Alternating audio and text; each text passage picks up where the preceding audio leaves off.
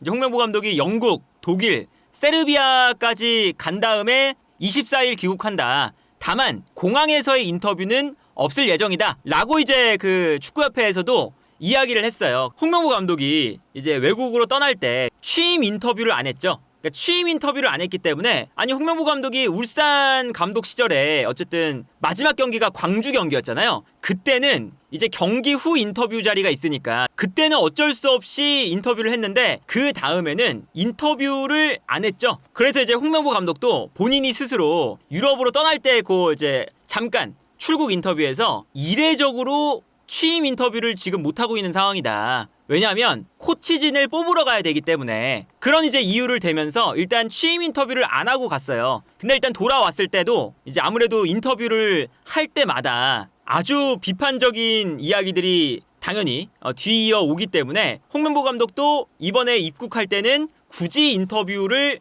이제 안 하고, 축구협회에서도 아마 인터뷰를 이번에는 최대한 안 하다가 마지막에 그 7월 말에 한번 정리를 해서 인터뷰를 한다라고 하는 거죠. 그래서 일단 홍명보 감독이 귀국할 때 일정도 안 알려주고 조용히 들어올 거다. 다만 7월 말에 기자회견을 따로 하겠다. 이번 출장 내용, 그러니까 코치진을 선임하는 그런 출장이었잖아요. 그러니까 코치진을 어떤 코치를 데려왔다. 그리고 이제 정식으로 향후 계획, 이게 아무래도 취임 인터뷰가 되겠죠. 그래서 7월 말에 인터뷰를 하기로 됐는데, 어쨌든 이제 우리가 보기에는 이게 그 홍명보 감독이 시간이 없어서 빨리 유럽으로 가야 되기 때문에 인터뷰를 못하겠다. 취임 인터뷰를. 그러고 떠났잖아요. 그런데 홍명보 감독의 일정을 보면 홍명보 감독이 15일 스페인으로 일단 출국을 했어요. 그리고 16, 17, 18 3일 동안 전술 코치와 피지컬 코치의 후보자들을 대상으로 면접을 진행을 했습니다. 3일 동안 이제 면접을 봤어요. 3일 동안. 19일부터 손흥민을 만났습니다. 그리고 독일로 가서 김민재를 만났고요. 그 다음에 이재성을 만났어요. 그 다음에 이 뒤에는 세르비아로 넘어가서 황인범과 서령우까지 만났습니다. 5일 동안은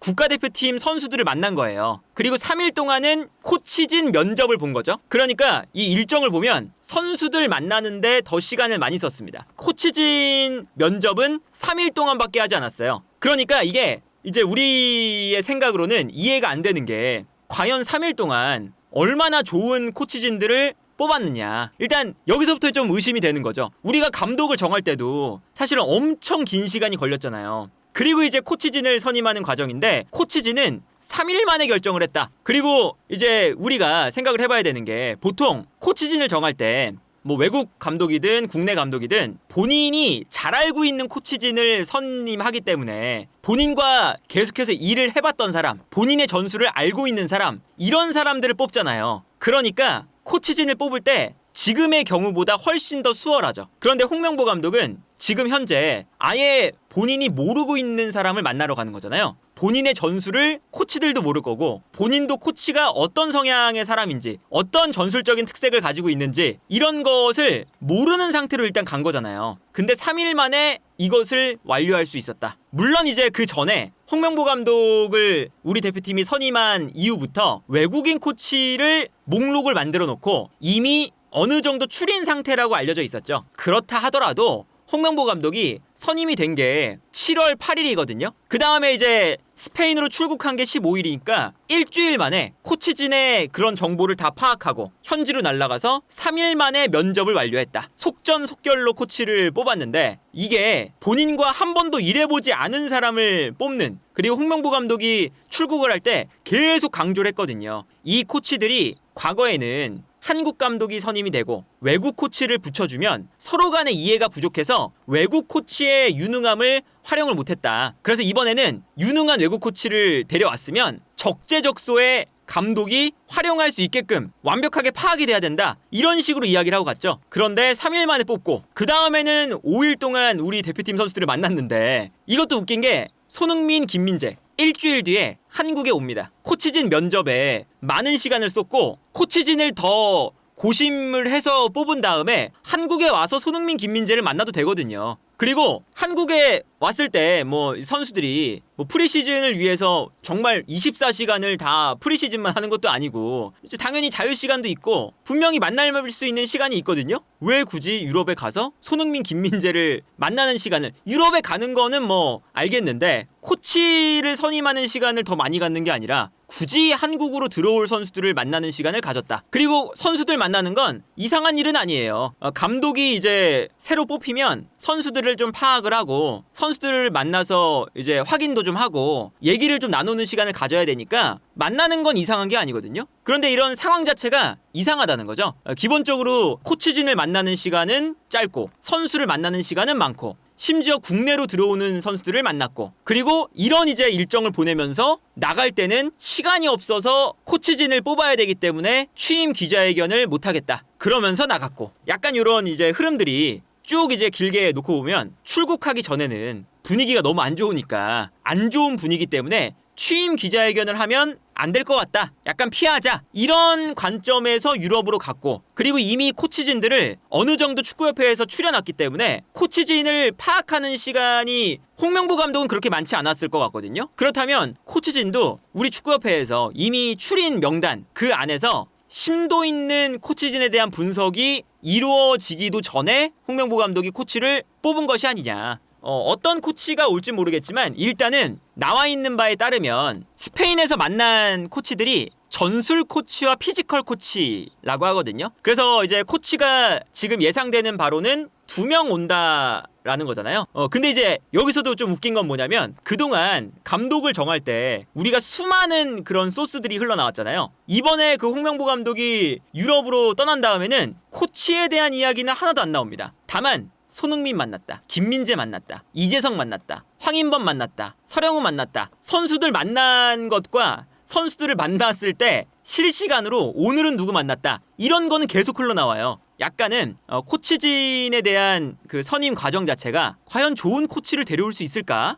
이런 식으로 데려와서 그런 생각도 듭니다. 본인들이 이제 약간은 필요한 그런 정보만 늘 이제 언론에 좀 나올 때가 많죠. 그래서 어쨌든 뭐 어떤 코치가 올지 모르겠지만 홍명보 감독이 코치를 만나고 왔고요. 이번 달 말에 인터뷰를 제대로 진행을 하게 될 텐데, 어쨌든 이번 달 말에 인터뷰를 해도 많은 매체들은 비판적인 관점에서 홍명보 감독을 바라볼 거고, 홍명보 감독이 내가 어떤 코치를 선임했는지, 그리고 내가 대표팀에서 어떤 계획들을 가지고 있는지, 그리고 이제 지금 여러 가지 이야기가 나오는 면담을 했다, 면접을 했다, 포엘과 바그너는 PT를 했는데 홍명보 감독은 축구협회가 아는 감독이기 때문에 PT가 없어도 괜찮았다, 뭐 여러 가지 사실 말도 안 되는 이야기들이 일단 나오고 있는데, 아주 비판적인 관점에서 이제 많은 사람들이 홍명보 감독을 대할 거기 때문에 홍명보 감독이 과연 이번 달 말에 어떻게 이 인터뷰에 대응을 할 것인지, 본인의 그 감독 자리에 대한 정당성을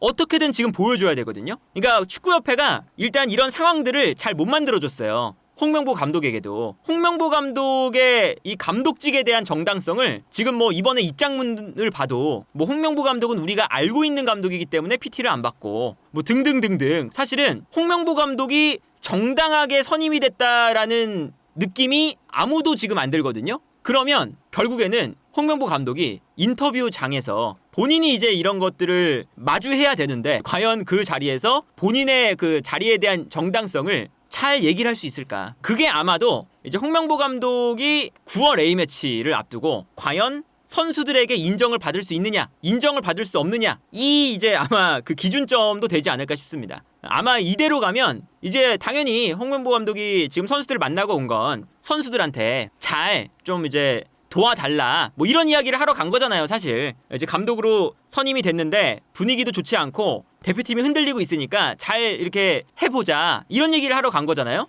그런데 지금 계속해서 지금 이런 홍명보 감독에 대한 안 좋은 이야기, 축구협회가 홍명보 감독을 선택할 때 정상적으로 선택하지 않았다, 이런 이야기가 좀 흘러나오고 있기 때문에 홍명보 감독이 이 대표팀의 분위기를 제대로 바로잡지 못하고 본인이 잘못 선임되었다는 이 지금 이런 관점들을 이거를 해소하지 못하면 본인은 이제 여러 선수들을 만나고 왔기 때문에 선수들을 최대한 이제 좀 이런 불만들이나 선수들이 이제 흔들리는 것들을 좀 진화를 시키고 싶어 하는 것 같지만 이게 해결되지 않으면 9월 달에 대표팀 선수들이 과연 홍명보 감독을 지지해 줄지 홍명보 감독을 존중해 줄지 이런 것에 대한 의문이 든다. 코치를 뭐 선임을 하러 가서 뭐 우리 대표팀이 중요하게 생각하는 MIK, 용맹하고 빠른, 주도하는 그 세 가지로 대변되는 뭐 한국만의 그런 축구 스타일 이런 것들을 뭐 정립하는 과정이 있다고 했잖아요. 그런데 축구 철학을 정립하는 것도 시간이 꽤 걸렸거든요. 우리 대표팀의 축구 철학이니까 뭐 이제 분석을 굉장히 많이 했어요. 우리가 수비에서 공격으로 전환될 때는 어떻게 플레이하고 공격에서 수비로 전환될 때는 어떻게 플레이하고 공격할 때와 수비할 때 그리고 우리가 월드컵과 아시안컵 때는 이러한 문제점이 있었다. 이런 것을 막 정말 뭐 심도 있게 축구협회 내부에서 현장에 있는 분들이